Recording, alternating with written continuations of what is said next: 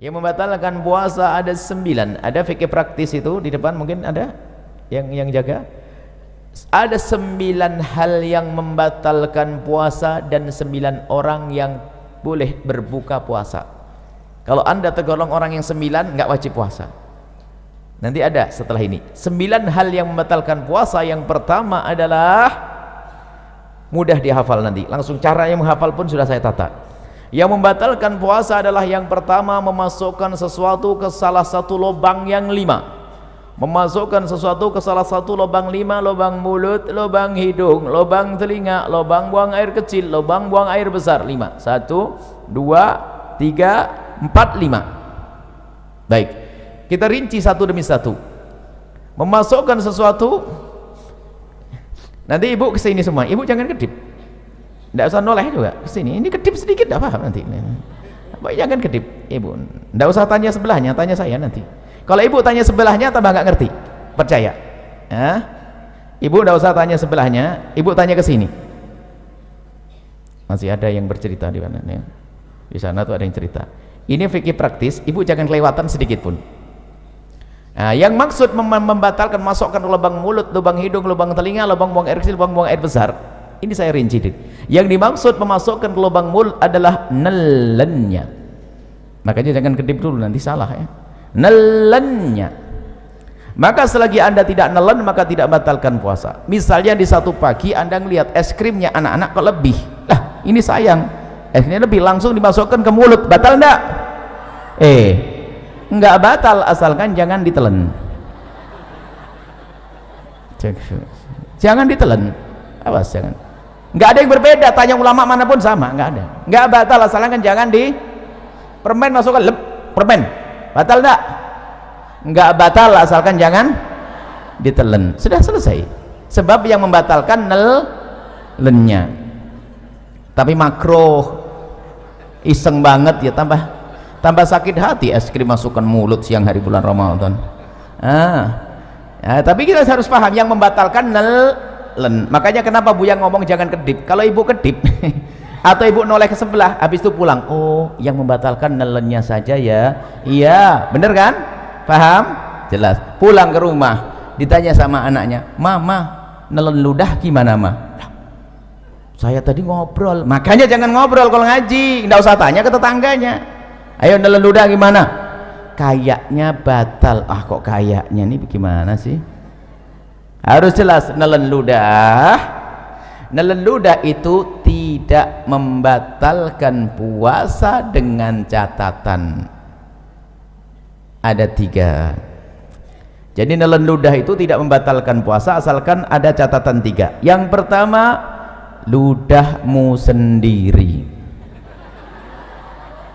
Sudah, tidak usah bingung kalau belajar dengan kami, ibu matanya ke sini aja, ibu gak usah bingung, nanti ibu paham sendiri, tidak usah bingung,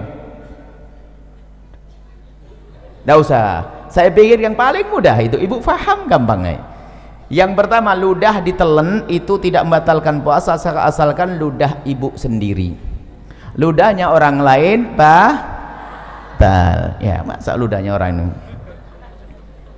ya. Cuman kalau ngomong ludahnya orang lain itu jangan dibayangin ada ludah di meja langsung itu jorok banget itu. Anda memang belum belajar bagaimana keharmonisan dalam rumah tangga. Ya mungkin sekali seorang suami kalau ciuman kan nggak batal puasa, tapi kalau tertukar lidah suami sama istri, pak, ya gitu loh. Contohnya yang indah, contoh kok jorok banget.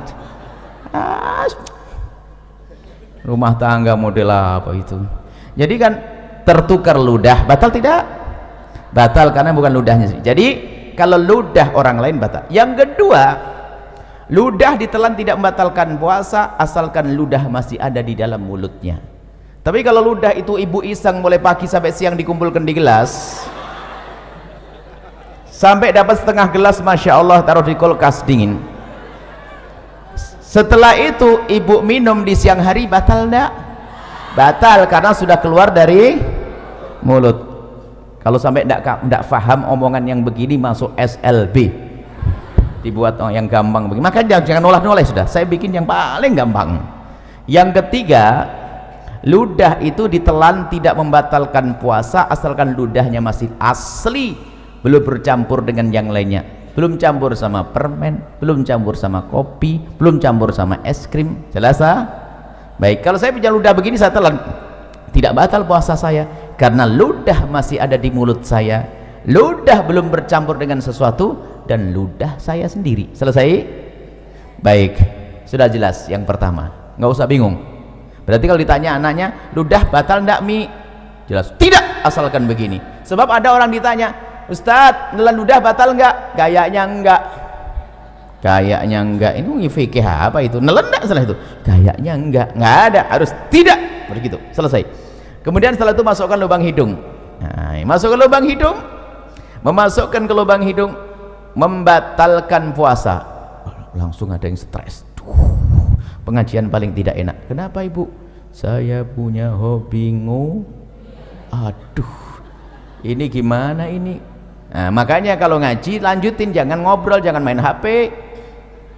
Ngaji main HP ketinggalan dengan ngobrol sama Tuhan. Nah, yang dimaksud membatalkan puasa, memasukkan sesuatu ke lubang hidung adalah jika sesuatu itu telah kita masukkan sampai kepada batas yang seandainya yang kita masukkan itu air, kita akan merasakan panasnya gerak bagian atas, ya nak? Kalau kita masukkan air panas ya bagian atas. Maka kalau kita masukkan sesuatu ke lubang atas sampai bagian atas yang panas, itulah maka batal puasa kita. Tapi kalau kita masukkan sesuatu masih lubang bawah, itu tidak membatalkan puasa. Maka kami sampaikan kepada semuanya kabar gembira bagi yang suka hobi, bahwa ternyata ngupil tidak membatalkan puasa. Selesai. Cuman jangan di depan umum, malu lah ya, ditutup lah. Selesai. Paham atau belum? Saya sambung bab wudhu dulu. Wudhu berkumur batal enggak? Ibu kumur, ya Allah, ibu ini baru ustadznya belum pindah.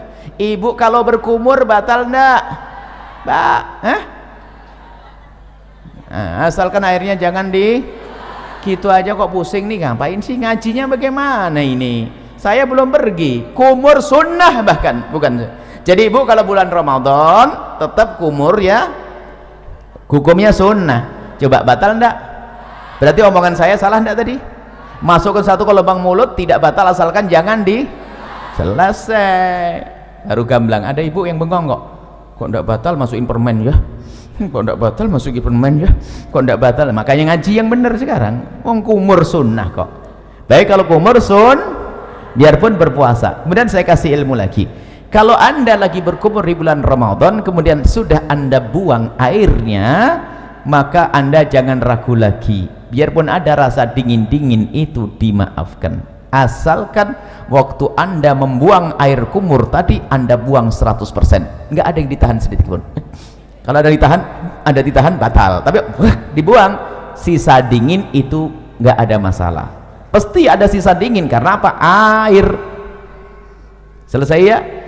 Sama di dalam berwudu istinsak, memasukkan air ke dalam hidung ya sekedarnya, jangan sampai ke derajat tempat yang panah. Itu adalah tidak membatalkan, hukumnya tetap sunnah. Baik, kalau masukkan untuk kumur sunnah, tapi masukkan es krim makruh, tapi sama-sama tidak batal masukkan es krim makruh asalkan jangan ditelan, tidak batal. Masukkan kumur air wudu sunnah. Baik, apa perbedaannya dua-duanya?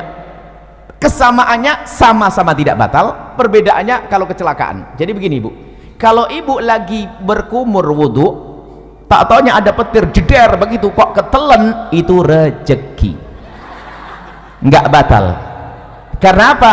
Ibu menjalankan perintah lalu ketelen. Diperintahkan, sunnah itu kan diperintahkan, paham ya? Tapi masukkan es krim diperintahkan enggak? Nah, berbeda kalau ibu lagi main-main nerapkan ilmu, kata Buya nggak batal masukkan es krim. Baru masukkan es krim, nginjak kucing digigit, ketelen, batal. Main-main ngapain es krim masukin mulut? Jelas ya? Baik, ini yang pertama, masukkan mulut, lubang hidung, selesai. Masukkan suatu ke lubang telinga. Lubang telinga bagian mana sih? Lubang telinga itu bagian dalam. Bagian dalam bagaimana? Bagian dalam lubang telinga itu yang batal kalau kita masukkan sesuatu ke lubang tersebut. Lubang dalam adalah lubang yang tidak bisa dijangkau oleh jari kelingking ini. Tapi kalau masih kelingking begini, ini luar. Kalau anda begini kan gatal, anda korek dengan jemari kelingking, tidak batal. Tapi kalau pakai korok kuping masuk ke dalam, batal. Selesai. Ini dalam madhab kita Imam Asy-Syafi'i radhiyallahu ta'ala anhu. Baik, selesai. Lubang depan, lubang belakang. Mohon maaf, ini majelis mulia, agar tidak dirubah menjadi majelis guyonan, kami himbau kepada para asatid sekalipun, kalau masuk wilayah-wilayah seperti ini harus waspada. Sebab kalau majelis dijadikan majelis guyonan, akan dicabut berkahnya majelis. Memasukkan suatu ke lubang depan, misalnya seorang laki-laki, mohon maaf, lubang kemaluannya ditetesin air, batal. Atau seorang ibu pakai obat, dimasukkan obat ke dalamnya, obat anti keputihan segala macam, batal. Atau mohon maaf nih, seorang wanita di saat hendak mensucikan diri dari bekas buang air kecil, maka wahai para wanita, hendaknya cukup digosok dengan perut jemari ini. Kalau digosok dengan perut jemari ini sekuat apapun, maka ini masih bagian luar dan tidak batal. Tapi kalau mohon maaf, kalau jemari yang dibelokkan begini masuk ke wilayah dalam, batal puasanya. Maka Allah sudah maha tahu cara mensucikan, cukup dengan perut jemari, tidak usah kena ragu-ragu. Ini biasanya santri yang setengah ngajinya itu ragu-ragu, kena was-was, pengen dimasukkan ke dalam, batal puasanya dan bikin penyakit kotor. Cukup dengan perut jemari, sekuat apapun ini bagian luar, asalkan dengan perut jemari, dibersihkan dengan perut jemari, itu bagian luar, tidak batal puasanya. Jangan sampai gara-gara dengar omongan saya nanti pada nggak bersih diri dari buang air kecil, kacau nanti. Bersihkan dengan perut jemari, selesai. Kemudian untuk lubang belakang sama, bersihkan dengan perut jemari. Kalau ada dibelokkan begini, batal, dimasukkan dengan perut, dengan jemarinya. Selesai, itu yang pertama. Yang kedua, yang membatalkan puasa adalah muntah dengan sengaja. Muntah dengan sengaja. Kalau orang muntah tidak sengaja nggak batal. Hamil muda muntah, naik kendaraan mabuk muntah, tiba-tiba masak sesuatu bau muntah, nggak apa-apa, nggak batal. Yang membatalkan muntah dengan sengaja, digorok perutnya, muntah, atau mencari bau yang paling nggak enak biar keluar, biar muntah. Kalau dengan sengaja tapi kalau tidak sengaja tidak batal. Dengan catatan, ini catatan ini umum, secara umum, asalkan habis muntah yang tidak sengaja tadi, jangan nelen ludah sebelum berkumur. Kalau nelen ludah habis muntah, ludahnya ditelan, batal puasanya. Kenapa begitu? Ini pemahamannya kembali yang pertama tadi. Muntahan dari dalam perut kita itu najis lewat tenggorokan ke mulut. Berarti mulut kita kenapa? Kena najis. Najis itu cara mensucikannya dengan air, bukan dengan ludah. Maka kalau kita meludah 1000 kali biarpun mulut bersih, tetap najis. Maka cara membersihkannya mulut yang terkena najis, cukup ambil air bersih seperti ini, umur, selesai. Maka bagi yang kok muntah tanpa sengaja di siang hari, maka bulan Ramadan, maka bergegaslah mengambil air, jangan telan ludah dulu. Kalau memang meludah, dibuang ludahnya sampai ketemu air, berkumur. Setelah anda kumur sekali, boleh setelah itu ludah ditelan. Kenapa? Karena ludah ditelan menjadi batal puasa kalau habis muntah tadi sebelum berkumur, karena ludahnya sudah tidak murni lagi kayak pertama tadi. Ingat, karena ludah sudah bercampur dengan najis. Selesai ya, mudah dihafal. Yang pertama masuk ke satu ke lubang 5, yang kedua adalah muntah dengan sengaja, mirip muntah dengan itu satu paket. Kemudian yang kedua dan yang ketiga, yang ketiga dan keempat yang membatalkan puasa, yang ketiga adalah berhubungan, bersenggama biarpun tanpa keluar air mani. Cukup bersenggama, seorang suami mohon maaf memasukkan kemaluannya ke istri biarpun baru sebentar lalu ditarik, itu membatalkan puasa. Biarpun sebentar, biarpun tidak keluar mani. Kami hanya membahas urusan suami istri. Bagaimana dengan zina? Sama, zina batal puasa. Naudzubillah. Menggauli kambing batal puasa. Cuman tidak dibahas di sini karena apa? Ya itu orang-orang bukan ahli iman itu, ya enggak? Kita bicara yang halal. Memasukkan, bersenggama biarpun tanpa keluar mani, senggama yang sengaja. Ukuran membatalkan bagi seorang suami sederhana. Mohon maaf, ini majelis mulia, Jika seorang suami sudah memasukkan semua wilayah kepala kemaluannya, kepalanya saja, ke wilayah wanita, batal puasanya. Tidak harus semua batang kemaluannya, tapi cukup kepalanya saja sudah batal. Awas, ini harus paham di sini, hati-hati. Kemudian bagi seorang wanita berbeda. Kalau wanita tidak harus semua kepala kemaluan suami, tapi cukup kemasukan sedikit saja sudah batal. Kemasukan sedikit sudah batal. Masuk bab yang pertama tadi. Masuk yang pertama tadi, membatalkan suatu, masukkan suatu dengan sengaja. Maka saya ingatkan balik yang pertama. Mohon maaf, wahai para wanita, dicium suami tidak membatalkan puasa. Seorang suami, mungkin suamimu adalah orang yang sangat genit, sering cubit-cubit, gak batal puasa. Termasuk jika suamimu memegang wilayahmu, wahai para wanita, tidak batal puasa. Dengan catatan, asalkan jemarinya tidak dimasukkan. Kalau jemarinya dimasukkan dan anda membiarkan, batal puasa anda. Mohon maaf, ini majelis mulia, tolong diangkat wibawa supaya tidak jadikan bahan guyonan. Kemudian setelah itu, yang ketiga kan bersenggama biarpun tanpa keluar mani. Yang keempat adalah keluar mani dengan sengaja biarpun tanpa senggama.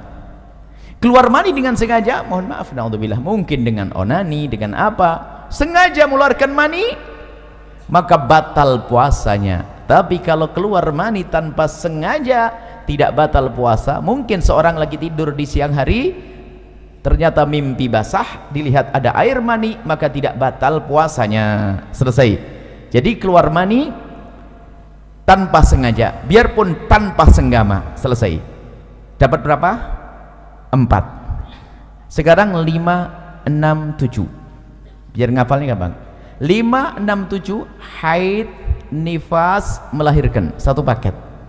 Haid, nifas, melahirkan. Seorang wanita lagi puasa jam 5 sore keluar darah haid, batal puasanya. Seorang wanita yang ahli ibadah biarpun hamil tua tetap puasa. Setelah puasa di hari itu jam 4 sore bayi lahir, batal puasanya. Melah ya nih. Yang pertama adalah haid, yang keempat 5 haid, 6 nifas, 5 melahirkan. Hafalannya harus jelas ini ya. Melahirkan bayi atau bakal bayi. Tolong diingat kalimat bakal bayi di sini. Bayi atau bakal. Kalau bakal bayi itu apa? Keguguran. Jadi kalau keguguran batal enggak? Batal enggak? Hah? Iya, jangan kaget, digituin saja sudah berubah. Kan sudah ngomong bayi atau bakal bayi. Kalau kata bidan, aduh sabar, berarti batal puasanya. Selesai? Dapat 7. Yang ke-8 sendiri. Yang ke-8 adalah hilang akal. Hilang akal. Hilang akal ini ada 3 martabat, ada 3 model. Yang pertama adalah gila. Gila. Kalau ada orang gila, saya tidak bisa nyontohin. Gila itu gimana? Gila, misalnya lagi ngobrol begini kok tiba-tiba gila, batal puasanya. Biarpun gilanya sebentar. Lagi ngobrol tiba-tiba gila sebentar, batal puasanya. Gila membatalkan puasa. Hilang akal martabat yang kedua adalah pingsan. Hilang akal tidak pingsan? Pingsan membatalkan puasa kalau pingsannya itu sehari penuh. Habis sahur pingsan, sadar-sadar isya. Puasanya batal. Karena apa? Pingsannya sehari ini kebalikan dari gila tadi. Tapi kalau kita pingsan kok sempat sadar di siang hari biarpun sebentar, puasanya sah. Contoh, pingsan habis sahur, tak taunya bangun-bangun duhur, kaget lihat matahari, pingsan lagi dia sampai isya. Puasanya sah atau tidak? Sah atau tidak? Sah, karena sempat sadar biarpun sebentar. Selesai. Hilang akal yang ketiga, tidur. Tidur ini tidak membatalkan puasa biarpun tidurnya sehari penuh. Habis sahur tidur, bangun-bangun isya. Bukan kerbau ini. Kalau kerbau masih suka bangun itu. Kalau ada orang tidurnya kayak begini, tidurnya apa nggak tahu. Bangun habis sahur, tidur, bangun-bangun ini, puasanya sah atau tidak? Sah atau tidak? Ya sah lah bu. Ini kan bukan bab sholat ibu, ini bab puasa. Kalau bab sholat lain cerita nanti ya. Lah kalau orang tidur beneran ya sholatnya nggak dosa kok. Orang tidur itu termasuk udurnya sholat kok. Cuman ya keterlaluan, masa ada orang tidur kayak begitu. Baru sholatnya dikodok nanti. Tapi yang nggak sah itu sengaja, saya mau tidur nggak mau sholat. Nah ini nggak bener. Orang namanya tidur, ada tidur berapa tahun, 350 tahun ada kok, ya kan? Baik, jadi tidur tidak membatalkan puasa. Sama-sama hilang akal ya, harus paham. Hilang akal ada 3 model. Yang ke-9 adalah murtad. Murtad itu misalnya mengatakan Nabi Muhammad bukan Nabi, atau ada Nabi setelah Nabi Muhammad, atau Quran bukan wahyu dari Allah, atau merendahkan syiar, merendahkan adzan, merendahkan puasa, merendahkan haji, merendahkan surga, merendahkan neraka. Itu murtad, keluar dari iman. Kalau orang murtad langsung batal puasanya. Saya urai dari yang pertama, setelah itu jangan mikir lagi setelah itu apa yang membatalkan. Yang membatalkan hanya 9. Yang pertama, masukkan suatu ke lubang 5. Kedua, muntah. Seiring ya, muntah huruf usar masih di sini kan, lubang 5 kan sini, 1, 2, 3, 4, 5, muntah masih di sini. Yang kedua muntah. Yang ketiga dan keempat, bersenggama dan keluar mani. Bersenggama tanpa keluar mani. Yang keempat, keluar mani biarpun tanpa senggama. Hafal? Hafal belum? Kalau tidak hafal, tidak dilanjutin ini. 5, 6, 7 haid, nifas, melahir. Yang ke-8 hilang akal. Selesai. Hilang akal ada 3 model. Yang ke-9 apa? Murtad. Selesai, jangan mikir lagi setelah itu. Nah, kalau nanti ada yang bertanya, yang jawab temannya. Baik, saya coba, saya uji, saya tes.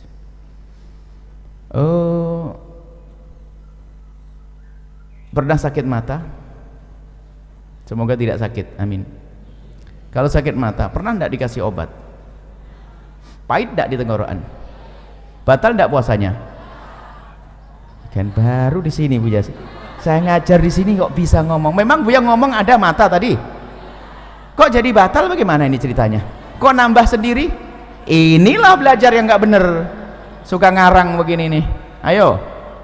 Memang saya ngomong apa? Mulut, mata. Hah? Oh hidung. Lah kok ada yang batal, dari gimana Bu?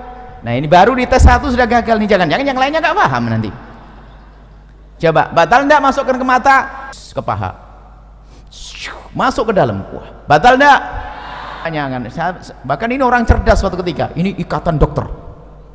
Ikatan dokter kalah sama Anda. Tiba-tiba, Buya, hukumnya cabut gigi siang hari bulan Ramadan batal enggak? Batal enggak coba? Gigi. Hah? Asalkan giginya jangan. Lah kok bingung gitu aja. Asal giginya jangan ditelan. Selesai. Kemudian ada lanjutannya, tapi Buya kan nanti darahnya terus ngalir akhirnya masuk ke dalam mulut. Berarti kamu takut ketelan darahnya kan? Iya Buya. Kalau begitu jangan cabut siang. Selesai. Tapi kalau selesai kok pusing. Belajar kok setengah-setengah. Makanya kalau ngaji itu yang bener. Ngaji ngantuk. Nah, jelas ya? Baik.